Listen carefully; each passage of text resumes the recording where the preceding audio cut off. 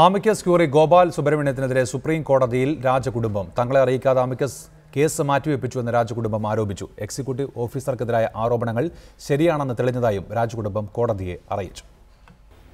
ഇന്ന് പരിഗണിക്കാനിരുന്ന പത്മനാഭസ്വാമി ക്ഷേത്രം case amicus curiae Gopal സുബ്രഹ്മണ്യത്തിന്റെ ആവശ്യത്തെ തുടർന്ന് കഴിഞ്ഞ ദിവസം സുപ്രീം കോടതി സെപ്റ്റംബർ 11 മാറ്റിയിരുന്നു.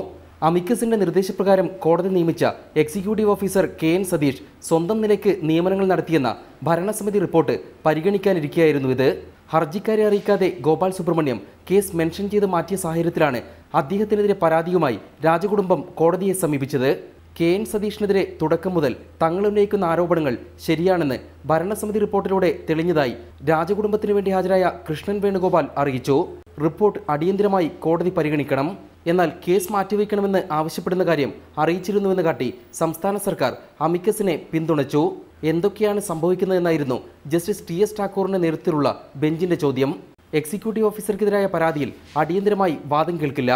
രാജകുടുംബത്തിന് കൂടി സൗകര്യം പരിഗണിച്ച് സെപ്റ്റംബർ 18 ഹർജികൾ മാറ്റി. M Unnikrishnan, reporter, Delhi.